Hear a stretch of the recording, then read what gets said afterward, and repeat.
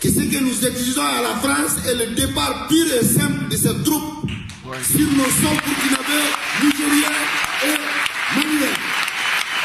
Et la Côte d'Ivoire aussi. La Côte d'Ivoire. Ouais.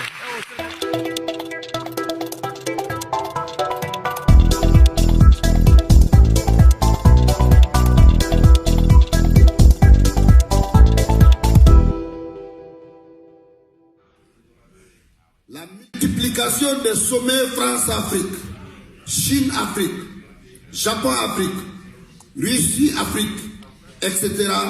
sont des cadres de montage de toutes les stratégies d'un autre dépiéçage de l'Afrique en de nouvelles zones d'exploitation et de pillage dans un environnement construit et entretenu de guerre, de conflits et de terrorisme. Par ailleurs, la visite d'inspection du président français dans le précaré ouest africain du 27 au 29 novembre 2017 en adressant à l'Afrique un message dont la teneur est résumée dans l'Afrique n'est pas seulement le continent de crise, c'est un continent d'avenir, nous ne pouvons pas le laisser seul. Eh bien, vous allez le laisser seul.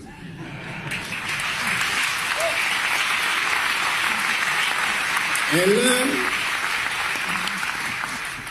des indicateurs de velléité de rattrapage, de répartage de l'Afrique en zone d'influence et de conflits impérialistes.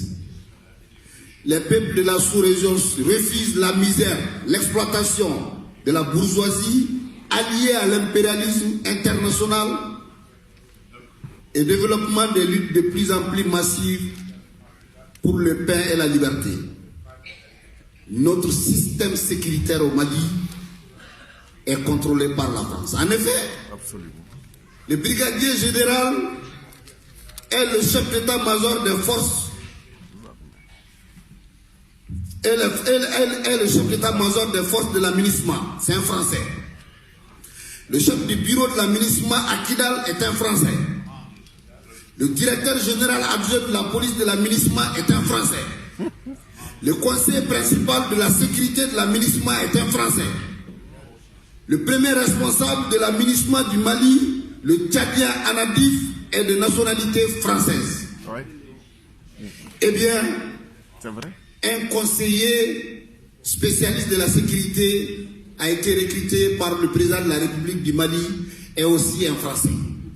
Le terrorisme au Sahel est un mensonge d'État. Les autorités françaises disent tout sauf la vérité sur ce combat contre le terrorisme au Sahel. Ce qui se passe sur le terrain, ce sont des mercenaires à la solde de la France qui opèrent et qui sèment le chaos dans nos villages et villes.